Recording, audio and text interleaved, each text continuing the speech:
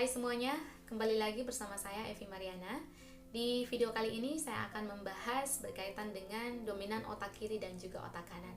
Bagi teman-teman yang ingin tahu dominan otak anaknya, silakan ditonton video ini sampai selesai.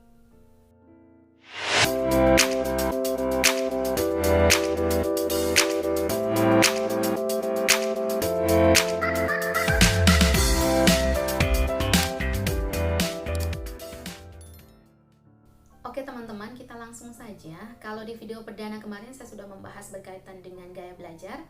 Di video kali ini saya ingin berbagi berkaitan dengan dominan otak ya. Jadi bagaimana cara kita mendeteksi dominan otak anak kita dari aktivitas atau perilaku-perilaku yang mereka lakukan setiap hari ya.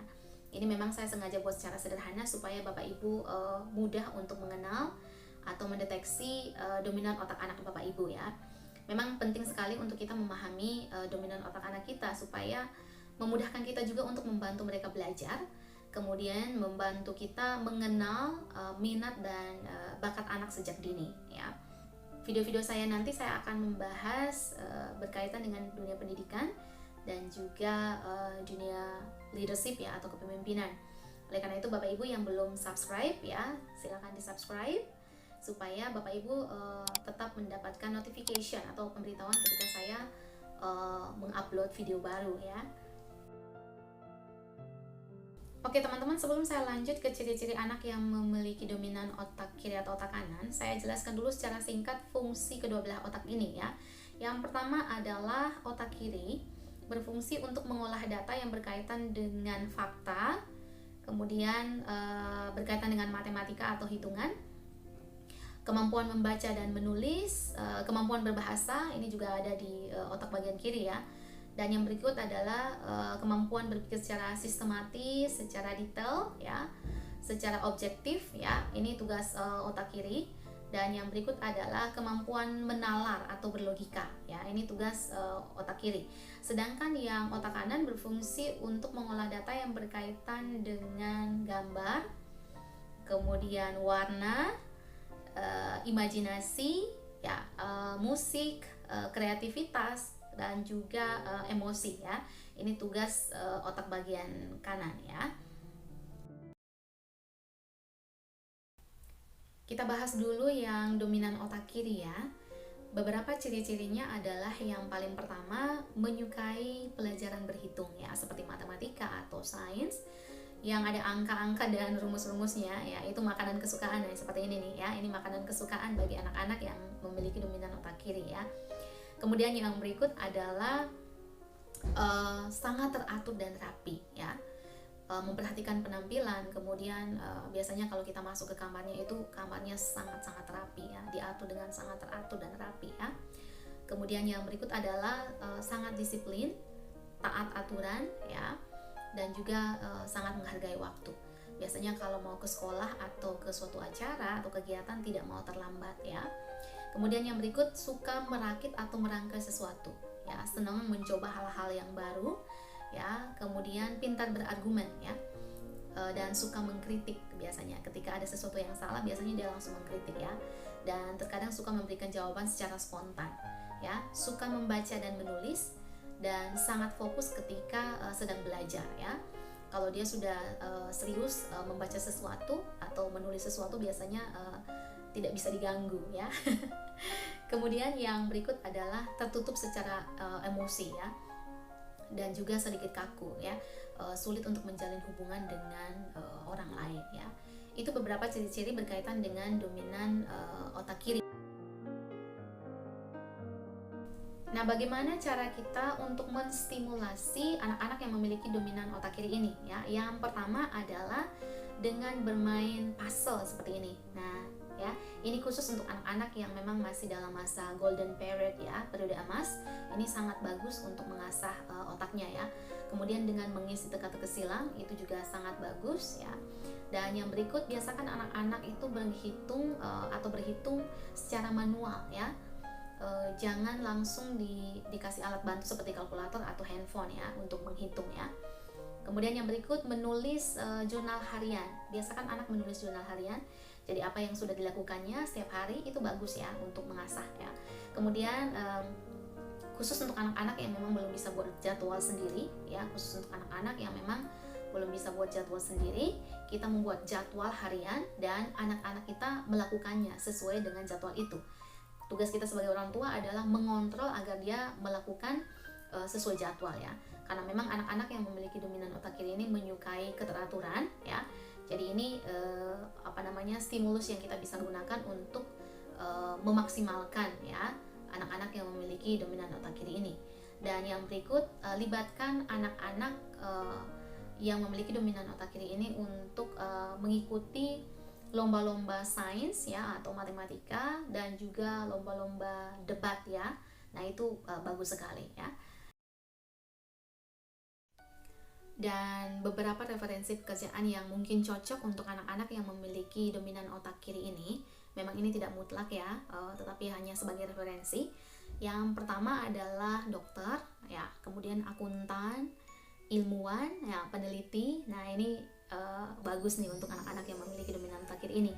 Kemudian pekerjaan-pekerjaan di bidang komputerisasi atau digitalisasi ya, dan pekerjaan-pekerjaan yang berkaitan dengan data dan juga fakta dan penelitian. Ini bisa menjadi referensi untuk anak-anak yang memiliki dominan otak kiri ini.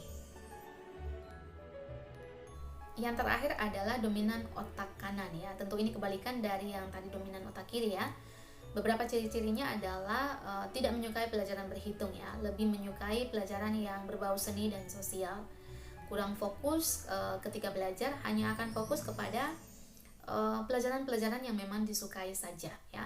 Kesulitan membaca dan menulis, sulit membedakan antara huruf B dan D ya. Dan selanjutnya memiliki kelebihan di bidang seni ya, baik seni suara, seni rupa, seni tari ya. Biasanya mereka punya kelebihan di bidang ini ya. Sangat kreatif biasanya, pintar menggambar ya, suka mewarnai ya, dan pintar berimajinasi, makanya terkadang suka melamun ya. Kemudian yang berikut adalah acak dan tidak teratur. Biasanya barang-barang miliknya itu selalu berserakan di semua tempat ya. Dan yang berikut adalah tidak disiplin, karena memang tidak suka aturan, lebih suka kebebasan ya. Suka jalan-jalan, suka piknik dan refreshing ya. Ini paling disukai oleh anak-anak yang memiliki dominan otak kanan ini ya. Kemudian yang berikut, ketika berbicara speednya lambat ya. Sedangkan dari segi emosi, anak-anak yang memiliki dominan otak kanan ini memiliki emosi yang terbuka ya. Jadi mengekspresikan apa yang dirasakan secara langsung ya, secara terbuka ya. Kemudian yang berikut adalah pintar membaca ekspresi atau bahasa tubuh orang lain ya. Kemudian mudah menghafal wajah orang. Dan yang terakhir cenderung lebih emosional ya, lebih sensitif ya. Oke, mungkin itu beberapa ciri-ciri berkaitan dengan dominan otak kanan ya. Beberapa cara yang kita bisa gunakan untuk menstimulasi anak-anak yang memiliki dominan otak kanan. Yang pertama adalah selalu gunakan alat peraga ketika kita mengajarkan sesuatu ya. Kemudian dengan bermain peran ya atau drama singkat itu juga bagus untuk anak-anak yang memiliki dominan otak kanan ya. Dan yang berikut adalah ajaklah anak untuk bercerita, karena mereka hebat dalam mengarang cerita biasanya ya. Selanjutnya adalah biasakan anak untuk membaca buku-buku bergambar ya atau buku-buku fiksi ya, itu penting untuk merangsang otaknya. Dan yang selanjutnya, libatkan anak dalam kegiatan-kegiatan kesenian ya atau lomba-lomba kesenian, itu bagus ya. Dan yang berikut adalah dukunglah apa yang menjadi hobi anak ya. Dan izinkan anak untuk menggambar dan mewarnai apa yang disukai ya. Ini untuk meningkatkan kreativitas anak ya. Dan yang selanjutnya adalah selalu berikan motivasi dan kata-kata positif kepada anak ya. Dan juga paling utama adalah pelukan ya, karena ini merupakan makanan jiwa untuk anak-anak yang memiliki dominan otak kanan ya. Beberapa referensi pekerjaan yang mungkin cocok untuk anak-anak yang memiliki dominan otak kanan adalah pekerjaan-pekerjaan sosial ya, atau pekerjaan-pekerjaan yang memang berhubungan dengan pelayanan publik ya, guru, dan juga seniman atau musisi, atau pekerjaan yang memang membutuhkan kreativitas di sana. Nah, ini cocok untuk anak-anak yang memang memiliki dominan otak kanan ini. Oke teman-teman, itu tadi berkaitan dengan dominan otak kiri dan juga otak kanan ya. Saya berharap video ini bisa bermanfaat bagi teman-teman ya. Sebenarnya memang ada juga anak-anak yang memiliki dominan otak seimbang ya. Jadi antara kiri dan kanan itu seimbang ya. Jadi teman-teman tinggal memadukan saja sendiri. Dari ciri-ciri yang tadi saya sampaikan, mereka mampu melakukan kedua-duanya, berarti dominan otaknya seimbang ya antara kiri dan kanan ya. Sebelum saya mengakhiri video ini teman-teman, saya ingin berbagi satu cara yang sangat sederhana untuk kita mendeteksi dominan otak anak kita ya, yaitu dengan meminta anak mengepalkan tangan seperti ini, seperti sikap doa. Kemudian kita melihat ibu jari tangan mana yang berada di paling atas ya. Jadi ini dilakukan secara spontan ya, tidak bisa diatur ya. Jadi langsung secara spontan. Kita perhatikan ibu jari tangan mana yang berada di atas. Kalau ibu jari tangan kiri seperti ini ya, berarti dominan otak kanan, terbalik ya. Sedangkan kalau ibu jarinya di sebelah kanan, berarti dominan otak kiri ya. Seperti yang kita ketahui bahwa otak kanan kita mengontrol bagian tubuh sebelah kiri, sedangkan otak kiri kita mengontrol bagian tubuh sebelah kanan ya. Jadi bertugas silang ya. Oke teman-teman, itu saja berkaitan dengan dominan otak ya. Ini sudah cukup panjang saya rasa ya. Semoga bermanfaat. Sampai ketemu lagi di video selanjutnya. Bagi teman-teman yang belum subscribe, silahkan subscribe ya, supaya bisa mendapatkan notification ketika saya mengupload video baru. Terima kasih teman-teman, sampai jumpa lagi. Tuhan memberkati.